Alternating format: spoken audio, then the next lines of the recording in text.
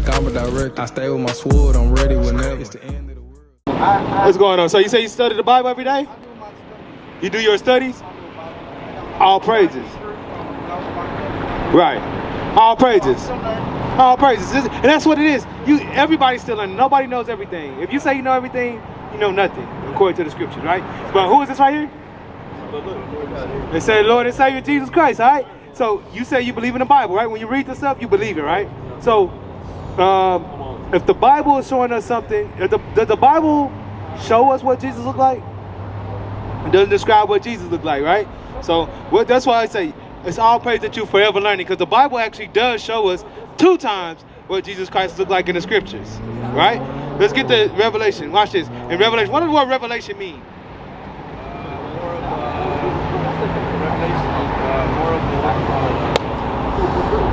It's like, it's a revelation. Reveal. It means to reveal, right? So John was writing about revealing what was going to happen in the end times, right? That's why it's about the end times. But let's see what else he revealed in Revelation. Read this. Revelation chapter 1 and verse 1. The revelation of Jesus Christ, which God gave unto him to show unto his servants. So this is the revelation of Jesus Christ, the revealing of Jesus Christ that God gave John to show his servants, which are the Israelites, right? So now we're going to go into the Bible and see what Jesus looked like. What did he want his servants to recognize Jesus Christ looking like, right? You got it? Read that. Verse 14.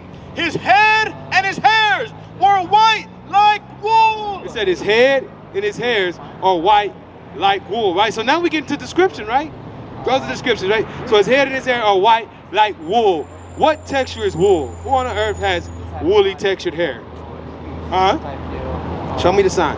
Who on the earth? So sheep wool, this is how sheep wool look. Right? Nappy, curly, kinky. Who on the earth has hair like sheep wool? Because remember, Christ walked the earth as a man. So these are going to be features that a man on this earth has, right? And he said his hair look like sheep wool. Who has hair like sheep wool? Nappy, curly, kinky, they call it. Black people, right? Hair like sheep wool, right? What about him? Does he have hair like sheep wool? Because this is what we said was Jesus Christ, right? So does he have hair like sheep wool? No.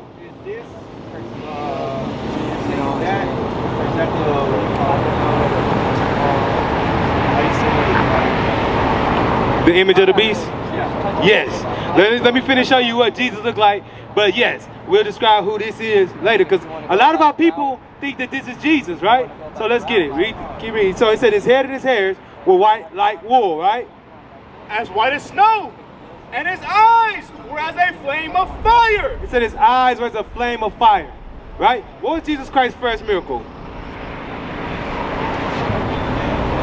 All right, well, that was deep. But when he walked the earth, his first miracle was what? He turned water into wine, right? So when he turned the water into wine, if you drink a little bit of wine, what happened to your eyes? They turn red. So he says his eyes was a flame of fire. What about his? Does he have eyes of the flame? No, right? So that's strike 2, right? Read, let's see. And his feet. Now we get to the good part. You looked at Jesus Christ's feet. If I see your feet, it's about the same color the rest of your body, right? So he said Jesus Christ's feet like unto fine brass. Look like fine brass. What color is brass? Look a brown, right? Go to the derivative of brown, right? So he looked at Jesus Christ's feet and he said they were like fine brass, right? That's already strike 3 on him, because his skin don't look like brass, right? But he said, what about his feet? As if they burned in a furnace. He said his feet look like brass as if they burned in a furnace. If you take anything and you burn it, it's black, right? It gets darker, right? So what do he sound like? And his voice as the sound of many waters. So Jesus Christ was a black man, woolly hair, red eyes, and a deep voice, the sound of many waters. Does that fit the description? No. So who is this? Now you said that's the image of the beast. He was a real man. His name was Caesar Borgia. He was the son of Pope Alexander VI of Rome, a Catholic pope. Go figure, right? He murdered his brother. He raped his sister. He had a homosexual relationship with Leonardo da Vinci. And Leonardo da Vinci painted him as the Son of Man. And they brought it to us to worship as Jesus Christ, right? Because this happened during the time of colonialism, this is what they gave you to worship as Jesus Christ, right? So that's why you got that image. And guess who brought it? The Catholic Church. In this community, what are most Mexicans in this community? What religion? Catholic. That's where they got this from. You go in there and he all on a pulpit, right? But it came from the conquistadors. How did you become a so-called Hispanic, right? See, that's what we got to start thinking. Because time out, Hispanic, it means property of Spain. So how would you become a Hispanic? Spain came and conquered you. And they called you their property. So now you're Hispanic. So every time you call yourself a Hispanic, you're saying I'm a slave of the conquistadors. That ain't a good thing, right? Time out. Can you find Hispanic in the Bible? No, right? So who are you in the Bible? That's what we got to get to. We can't just, they gave us names. They said you my property, so you going to be called Hispanic. They tell you a Mexican, you a mixed people, so you going to be a Mexican, right? But what did God say you are? God said, yeah, but how do we know? This is the one thing I'm going to need you to start doing, right? Because where do we get this image? Who told you that was Jesus? The church, right? So anytime somebody talks to you about the Bible, you should tell them what? Prove it. Like I just said, you're not a Mexican, you're an Israelite. You're supposed to say what? Prove it. So let me prove to you that you're an Israelite according to the Bible, right? Not prove it by my own words either. We're going to prove it according to God's word, right? Shalom, Israel. This is Bishop Nathaniel. I want you to know that you can view all our Sabbath classes live on IUIC TV. That's right, I said on IUIC TV. Download the app today. Shalom. Watch this. You know about Moses? What Moses do? Hold on. Moses. What was he? Joseph split the water. No, that was Moses. Moses split the water, split the Red Sea, and brought who through? What was they doing before they got to the Red Sea? The Israelites was what? See, we're going to get all that. See, that's the thing we got to start learning. When you're reading the Bible, you got to start putting it together. Because a lot of our people read words on a page, but you're not realizing this is a history book. Whose history book? Your very own. Watch this. Read this. The book of Deuteronomy, chapter 1 and verse 1. These be the words which Moses spake unto all Israel. Who was Moses talking to? Read it again. These be the words which Moses spake unto all Israel. Who was he talking to? All Israel, right? So let's go to Deuteronomy 28:15. Let's see what he told Israel, right? Because he spoke to all Israel, right? Let's see what he told Israel. Read this. The book of Deuteronomy, chapter 28 and verse 15. But it shall come to pass, if thou wilt not hearken unto the voice of the Lord thy God, to observe to do all his commandments and his statutes, which I command thee this day. So he told them it's going to happen in the future. It's going to come to pass. If you don't listen and do all these commandments that I'm telling you, what's going to happen? That all these curses shall come upon thee and overtake thee. Is a curse a good thing or a bad thing? A bad thing, right? So God told the Israelites, God had Moses tell the Israelites, if you don't keep these commandments, all these bad things are going to happen to you. Remember, they just came through the Red Sea. God just overthrew all of Egypt for them and brought them through the Red Sea, right? So they on a high horse right now. But God said, if you don't keep my commandments, I'm going to make all these bad things happen to you, right? Let's see some of the bad things he said was going to happen to the Israelites. Read this. Verse 16, cursed shalt thou be in the city. So Moses told the Israelites, if you break God's commandments, you're going to be cursed in the city. Any city you go to, if you go to the ghetto, the hood, the barrio, what race of people live there? Blacks and Mexicans, right? But remember, who was Moses talking to right here? Who? All Israel, right? He said, Israel, you're going to be cursed in the city, cursed in the field. What else he tell them? And cursed shalt thou be in the field. He said, cursed in the field. Who picked cotton for free in the fields for hundreds of years? No pay.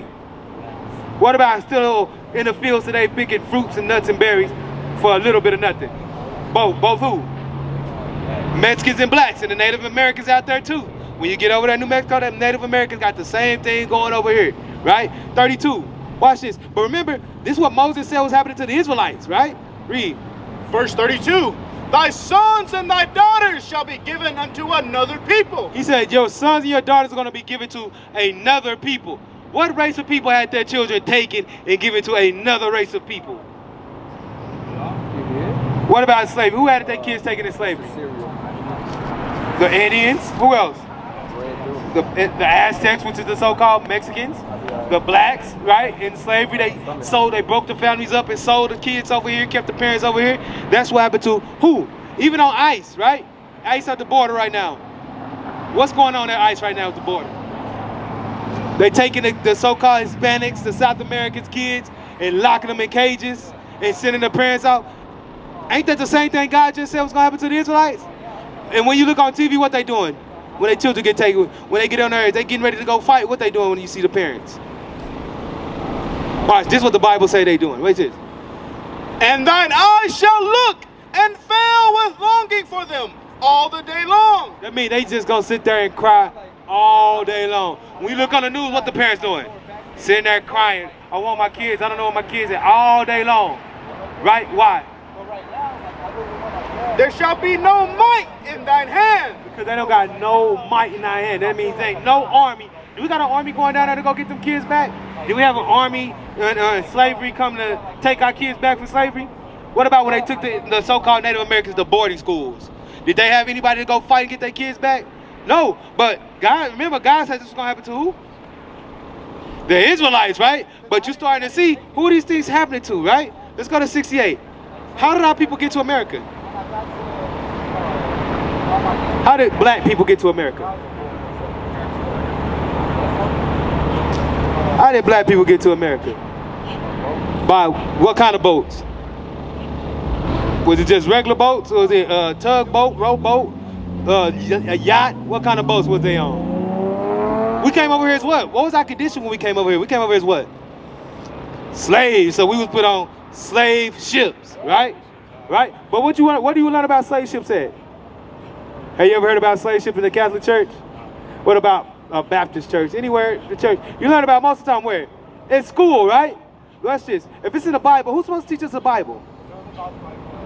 Ain't churches supposed to teach the Bible? So if something is in this Bible that was so critical to our history, shouldn't you learn about it at church? Right. Let's see if that's in the Bible. Watch this. Read that. Verse 68. And the Lord shall bring thee into Egypt again. So he told him, he said, the Lord gonna bring you to Egypt again. What did we just say we was doing in Egypt? You remember, because what did Moses have to tell Pharaoh?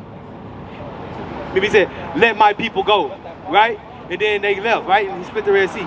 So if he had to say, let my people go, what was his people doing? Let's see, you got that? Watch this. This is what the Bible, that's a beautiful thing about this Bible. The Bible will explain itself. Like I said, prove it out of the Bible, right? I'm not going to just tell you. Watch this. The book of Exodus, chapter 20 and verse 2.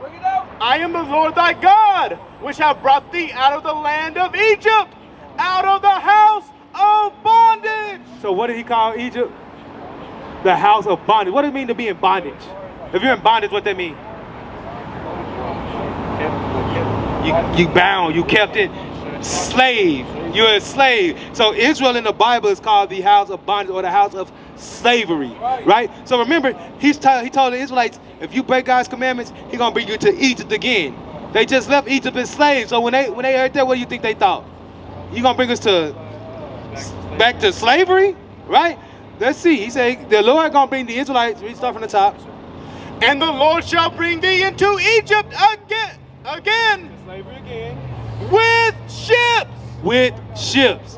God told the Israelites that if you break my commandments, you're going to go to slavery again with ships. Who went into slavery with ships? Today. The so-called blacks. Wait, how did the so-called Mexicans and the Indians get to Europe? Same thing. Who else?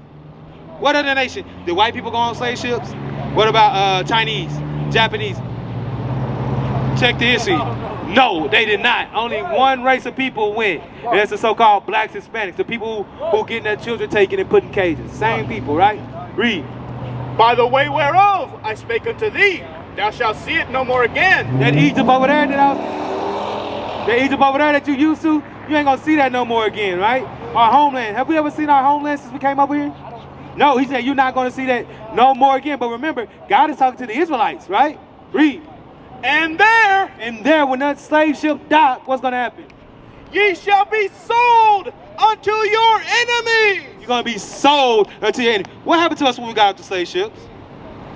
got sold, right? To who? But what did God call them? Read it. And there ye shall be sold unto your enemies. The enemies, but who was it? So God let us know we have enemies, and he let us know who that enemy is, right? Read. For bondmen and bondwomen. They're going to sell you as slave men and slave women. Did that happen? Right? Read. And no man shall buy you. And no man shall buy you, which means to save or redeem. We have Martin Luther King, Malcolm X, Cesar Chavez, David Sanchez, all them great men that rose up. Have they been able to save us? No, we still live in the ghettos, right? So let's put two and two together. So who is Moses talking to right here? The Israelites, right? He said these are going to be curses to show you who the Israelites are in the last days. Who all these things happen to? Us. So if that's God, Moses said, who are we? We the Israelites, bro. That's what we're here to teach our people. We are not Mexicans. We are not Hispanics, Black, African American, Dominican, Puerto Rican. All those are names that was given to us by the people who conquered us. God said you're an Israelite. What's the big deal? Who cares? What's the big deal about being an Israelite? Let's show how God feels about the Israelites. Watch this. The book of Deuteronomy, chapter 7 and verse 6. For thou art an holy people unto the Lord thy God. God said the Israelites are a holy people. Holy means set apart, separate, different, right? Read. The Lord thy God had chosen thee to be a special people unto himself. Out of all the nations, God chose you to be a special people to himself. That's a big deal, right? The creator of heaven and earth said, it's a lot of nations out here, but I choose you to be my people, right? Read. Above all people that are upon the face of the earth. No, equal to. Above all people that are upon the face of the earth. God chose the Israelites to be above all people. You can switch it. All people that are upon the face of the earth. That's a big deal, right? God chose, he separated us, chose us to be special. And only the Israelites. So you call yourself a Mexican? Did he say he chose the Mexicans to be above all people? With blacks, African Americans? He chose the Israelites. What is a nation?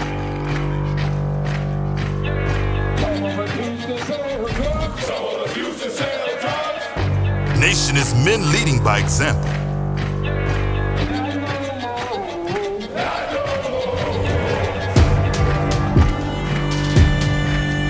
Nation is family.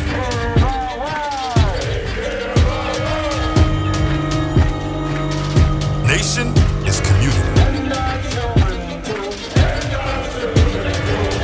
Nation is children with role models.